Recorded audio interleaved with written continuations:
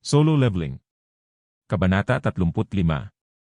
Pumili si Jinwoo ng isang bato mula sa lupa, at nawala rin ito sa paningin. Pwede ko rin ba gawin yan sa ganito? Mas lalo siyang na-curious, kaya inabot niya ang kamay at hinawakan ang balikat ng patay na hobgoblin, pero wala nang sumunod na nangyari. Tila tiyak na may hangganan ang kasanayang ito.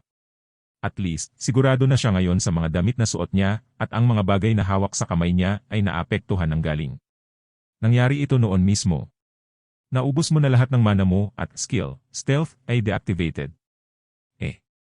Biglang naibalik ang stealth. Pero, ilang segundo pa lang, bagaman. Si Jinwoo ay gumagalaw sa kanyang katawan sa ganitong paraan at iyon, sinusubukang familiarize ang kanyang sarili sa estado ng pagiging cloak, ngunit pagkatapos ng kasanayan ay dumating ondon lahat sa pamamagitan ng kanyang sarili, siya nagmamadali. Sumond ang listahan ng kasanayan at nakumpirma ang mga detalye sa isang flustered hitsura sa kanyang mukha. Mga kasanayan. Mga kasanayan sa pasib. Hindi kilala, LV, Max. Pagtitiyaga LV, 1. Mga aktibong kasanayan. Dash LV, 1. Pananakot LV, 1. Stealth LV, 1. Ang hinanap niya ay ang impormasyon tungkol sa kasanayan sa stealth. Mabilis na lumutang sa harap ng kanyang mga mata ang mga kaugnay na salita. Tearing. Kasanayan, Stealth LV, 1. Aktibong kasanayan. Mana kinakailangan upang i-activate, 200. Sabay balabal sa katawan at itinatago ang lahat ng bakas ng may hawak ng kasanayan. Sa panahon ng pag-activate nito, ang 1-0 mana ay gagastusin bawat segundo. Kailangan niya ng 200 mana para buhayin, at gagastusin ang karagdagang 1-0 bawat madugong segundo. Kaya pala hindi nakapagpigil ang kanyang MP. MP, 7 paghahati 548. Ang kanyang natitirang mana ng 7 ay mukhang medyo nakakaawa sa kanyang mga mata. Talagang lahat ng ito ay ginugol up, Sa kasalukuyan, ang pinakamataas na halaga ng mana na maaari niyang maiimbak ay nasa paligid ng 550. Kung siya ay na-activate ang kasanayan sa stealth ng isang beses, magagawa niyang mapanatili ang cloaked state para sa paligid ng 35 segundo. Pero, kung gagamitin niya ang ibang skills, hindi rin niya makukuha ang buong 35 seconds. Ngayon na iniisip ko ito, kahit si Kahang Taisik ay mabilis na nagkansela ng kanyang stealth, hindi ba? Hindi niya ginawa iyon nang hindi sinasadya, tulad ng nangyari. Kung ang isang mataas na ranggo ng hunter, tulad ni Kahang Taisik, ay hindi maaaring panatilihin ang kasanayan ng matagal, kung gayon nangangahulugan ito na ang mga mas mababang ranggo na hunters ay hindi man lamang magagamit ito. Emo mana ang issue dito, Hanggang ngayon, namuhunan siya ng lahat ng kanyang stat points sa bawat stat maliban sa intelligence, at ni minsan ay hindi tumaas ang kanyang MP value mula sa paggawa niyan. Sa madaling salita, kailangan na rin niyang itaas ngayon ang intelligence stat. Siguro ay tungkol sa oras na gawin ko yon. Parin, ito ay uri ng pakiramdam tulad ng isang basura pamumuhunan ang kanyang hard-earned stat puntos sa isang hindi labanan na may kaugnayan stat lamang upang siya ay maaaring gumamit ng isang kasanayan para sa isang ilang segundo mas mahaba. Kumpara sa iba pang mga stats, intelligence lamang ay may masyadong mababa ng isang kahusayan. Lakas, tibay, liksi, at pangunawa. Personal niyang naramdaman ang epekto ng pagtaas ng 4 na stats na iyon. Habang lumalaki ang halaga ng mga ito, lalo siyang lumakas sa katawan. Ang tanging stat na hindi niya maramdaman ang anumang nasasalat na pagbabago na nagaganap sa loob niya ay ang intelligence na ito, bagaman ito ay umakyat ng kaunti ngayon. Ibig kong sabihin, ngayon ay halos 4 na beses ang halaga kumpara noong ako ay isang antas isa. Kung talagang maghuhukay siya at hanapin ang pagkakaiba, ito ang kanyang nadagdagang halaga ng MP. Iyon lang, talaga. Kaya, upang mamuhunan ang kanyang mga punto sa stat na ito batay lamang sa isang solong resulta tulad na. Sobrang sayang lang. Ang mga puntong iyon ay magiging laman at dugo niya kung ipamumuhunan niya ito sa ibang lugar. Ang tanging konklusyon niya dito ay ipagpatuloy ang kanyang leveling up hanggang sa Shano. Mas matagal na kailangang mag-alala sa kanyang MP. Samantala, gagastusin niya ang kanyang mahalagang stat points sa iba pang, mas mahusay na stats. MY stat points. Bigla niyang naalala na may 5 dagdag pa siyang puntos na nakuha bilang gantimpala mula sa emergency quest. Nag-isip siya ng 1 o 2 kung dapat ba niyang i-invest iyon sa intelligence, pero sa huli, 3 points ang ginastos niya sa lakas at ang 2 pa ay sa stamina. Stats ay lakas, 75. Stamina, 45. Liksi, 82. Katalinuhan, 39. Perception, 69. Magagamit na mga puntos upang ipamahagi, 0. Pagbabawas sa pisikal na pinsala, 20%. Tulad ng naisip ko, ang mga numero na nagtatapos sa 5S ay ang pinakamahusay. Habang nabubuo ang isang nasiyahan ng ngiti sa mukha ni Jinwoo. Rumble rumble. Masyadong naging matindi ang lindol sa loob ng kulungan para hindi niya baliwalain. Ito na ba ang 1 hour mark? Wala nang oras na masasayang dito. Isinara ni Jinwoo ang kanyang status window. Sadyang nag-aksaya siya ng oras, hinihintay na muntik nang magsara ang gate, pero kung magtatagal pa siya dito ng 1 segundo, baka matrap siya. Sa loob, hindi makaalis magpakailanman. Bago umalis, tumalikod si Jinwoo at muling inikot ang tingin sa boss room. I extract ang lahat ng mga magic crystals, at mukhang wala siyang pinalampas na bagay. Matapos kumpirmahin ang katotohanan ito, mabilis siyang nawala sa labasan. Rumble.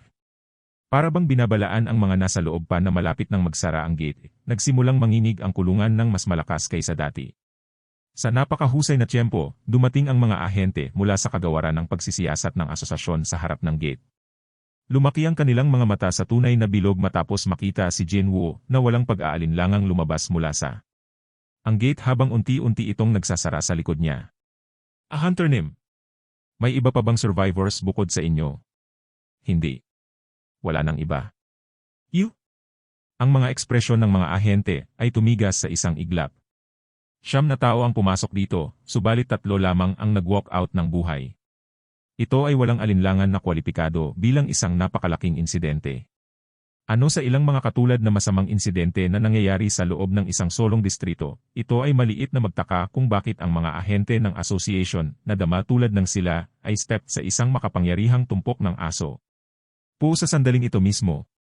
Gusto nilang tiyakin na walang ibang nakaligtas, ngunit isinara sila ng gate, kaya hindi na posible yon, masyadong. Ito mismo ang dahilan kung bakit naghintay si Jinwoo hanggang sa halos tumaas na ang takdang oras. Well, hindi ko maaaring ipaalam sa kanila na nagkaroon ng isang nakaligtas, ngayon maaari ko.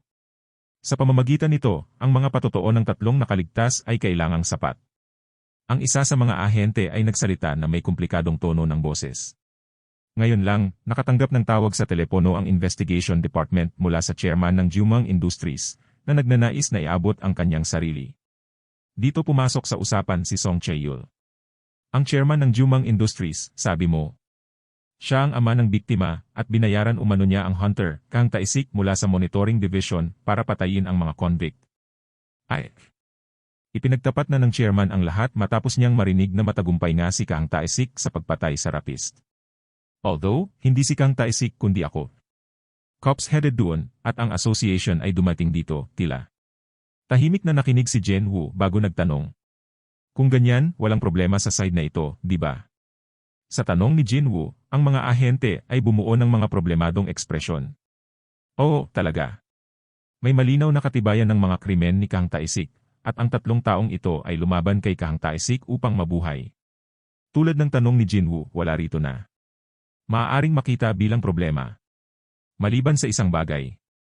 Tinanong ng isa sa mga ahente ang bahagi na naramdaman ang pinakakahina-hinala sa kanya. Sino ba ang naghatid ng huling suntok ng pagpatay kay Mr. Kang Tae-sik, na isang rank B hunter? Ang mga ahente ay dumating lamang sa pinangyarihan hindi masyadong matagal na ang nakalipas, at hindi sila briefed sa minuto detalye ng sitwasyon pa. Ang layo talaga ng layo dito sa association headquarters. Kaya hindi na matutulungan, ha? Kapuri-puri na nga na nakarating sila dito bago ang gate talaga ang nagsara. Tiyak na kinailangan nilang umalis sa HQ at magmaneho ng super mabilis upang makarating dito sa oras sa lalong madaling panahon na matanggap ang tawag. Ang mga pahiwatig ng pagkapagod ay malinaw na nakikita sa mga mukha ng mga ahente. Bago pa man magsalita ng totoo si Jinwoo, naalala niya ang mukha ni Jinho. Ano ang isang napalampas na pagkakataon na ito ay, ngunit mukhang hindi ko ay pagtulong na bata out sa kanyang raid quota pagkatapos ng lahat. Sa paggawa ng dahilan na siya ay isang muling nagising na mga ngaso, at nagpatuloy sa pagsusulit sa muling pagtatalaga, hindi na niya magagawang ipatawa ang plano ni Jinho. Ang hinanap ni Jinho ay isang mababang ranggo na hunter, na nagtataglay ng napakagandang kasanayan. Sa sandaling ang ranggo ni Jinwoo ay muling itinalaga at ito ay lubhang tumaas, ang lahat ay para lang sa wala. Gayunman, ano ang narito sa itaas? Nang isipin ni Jinwoo ang malungkot at malungkot na mukha ni Yoo Jinho, natagpuan niya ang paningin na yon na nakakatawa sa halip na makaramdam ng apologetic. Sigurado, si Jinwoo ay medyo bummed out tungkol sa ipinangakong gusali, ngunit, oh well. Wala na akong magagawa dito ngayon. Naisip ni Jinwoo ang gayon at ibubuka na sana ang kanyang bibig, ngunit pagkatapos. Ako nga pala. Natural na umikot ang ulo niya patungo sa pinagmulan ng boses na yon. At nakita niya si Lee Joo-hui, ang mga mata nito na puno ng gulat, nakatitig kay Song Chi-yeol. Pero, adyosi. Bago pa man maitanong ni Jinwoo kung ano ang kanyang intensyon, si Song Chi-yeol ang nag-initiate at lumapit sa mga ahente. Ako ang pumatay kay Kang Tae-sik. Gayunman, hindi pa rin kumbinsido ang nagtatanong na ahente. Song Chi-yeol, Hunter Nim, sinasabi mo ba na ikaw ang nagpabagsak kay Kang Tae-sik, Hunter Nim? Ang kanyang hinala ay may kabutihan. Hindi lang rank si Hunter si Song Chi-yeol, nawalan din siya ng kaliwang braso. Sa kabilang banda, hindi ba't madalas na tinutukoy si Kang Tae-sik bilang isang mataas na ranggo hunter, isang tao na ranggo B. Ang kapangyarihan ng mga high-ranked hunters ay madaling lumampas sa imahinasyon ng isa. Ang tinanggap na norm ay ang pagkakaiba ng lakas sa pagitan ng isang ranggo B at isang ranggo C ay malayo, mas malawak, kaysa dun sa pagitan ng rank C at rank D. Dito nagsimulang mag-chuckle si Song Chi-yeol. Nakalimutan na ba niyong lahat kung sino ang nasa likod ko? Nang nakatuon ang tingin ng lahat sa kanya, namumula ang mukha ni Joo-hui at mabilis niyang ibinaba ang kanyang ulo. Si Joo-hui ay isang ranked hunter. Hanggang ngayon lang siya nabanggit dahil hindi naman combat-related ang klase niya, pero kapag ang ranggo lang ang tinitingnan, mataas ang ranggo niya. Si Hunter, tulad ng nangyari kay Kang Tae-sik. Bakit hindi matatalo ng isang rank C hunter ang isang rank B hunter, samantalang ang isang rank B healer ay nagpapahiram ng kanyang tulong mula sa gilid? Sa wakas ay nabuo ng mga ahente ang mga pagpapahayag ng pag-unawa. Sa pagkuha ng pagkakataong isinilang mula sa panandaliang pagkalito, tumayo si Jinwoo na malapit kay Song Chi-yeol at bumulong sa matanda. Bakit ka nagsisinungaling sa kanila, adyosi? Pabulong ding sumagot si Song Chi-yeol. Naisip ko na siguro may magandang dahilan kung bakit mo pinipilit itago ang iyong mga kakayahan. Nasobrahan ba ako sa boundaries ko? Siyempre, hindi niya ginawa. Salamat sa kanya, may iwasan ni Jinwoo ang pagharap sa maraming bagay na hindi komportable. Ito ang dahilan kung bakit hindi kailanman maaaring i-discount ang karunungan na nabuo mula sa taon ng karanasan. Hindi mo ginawa. Marami na akong natanggap na tulong sa inyo hanggang ngayon, kaya natutuwa akong marinig na natulungan ko kayo ngayon, kahit maliit na bagay lang. Samantala, lumapit naman ang isa sa mga ahente sa dalawang lalaki. Mr. Song Chi-yeol, bakit hindi ka sumama sa amin? Tulungan kami ng 1 minuto o 2 minuto sa pagsulat ng ulat. Okay. Tara na nga, kung ganoon. Umalis si Song Chi-yeol patungong association kasama ang mga ahente, at bago pa man ito malaman ng sinuman, tanging sina Jinwoo at Lee Joo-hui ang nanatili sa eksena. Matagal nang lumubog ang araw. Joo-hui ay dapat na natagpuan Jinwoo at ang medyo nagbago aura siya emitted ng isang bit dayuhan dahil siya hesitated malaki bago maingat na lumapit sa kanya. Gusto mo bang maglakad sa akin sandali? Ang sinasabi ba niya ay ang dinner date na yon? Gutom na gutom siya matapos lumipat ngayon kaya nakita niya ang mungkahi nito ayon sa gusto niya. Sumang-ayon si Jinwoo na may malugod na ekspresyon. Okay, sige na. Para bang nangako sila kanina, nagsimulang tahimik na maglakad ang dalawang kabataan na magkatabi sa ilalim ng malambot na ilaw ng mga lampara sa kalye. Nanatiling nakatutok ang mga mata ni Joo-hui sa kanyang mga daliri sa paa. Dahil, kung susubukan niyang itaas ang kanyang ulo, kusang naglaho ang kanyang tingin patungo sa kanyang tagiliran. Sinikap niyang huwag isipin ito, ngunit wala itong silbi. Noong araw, komportable siyang kausapin, ngunit ngayon, ang kasalukuyang Jinwoo ay umaapaw sa tiyak na kahulugan ng kapangyarihang ito. Mas nahirapan siyang kausapin siya ngayon bilang isang resulta. Ano lang ang nangyari? Malakas siya para lupigin ang isang rank B hunter nang walang masyadong problema. Napakalaki ng pinagbago niya. Dahil hiniling niya sa kanya na itago ito sa isang lihim, hindi siya nagbabalak na mag-PRY, ngunit ang kanyang kamangha-manghang pagbabagong anyo ay patuloy na nagtutulak sa sulok ng kanyang isip.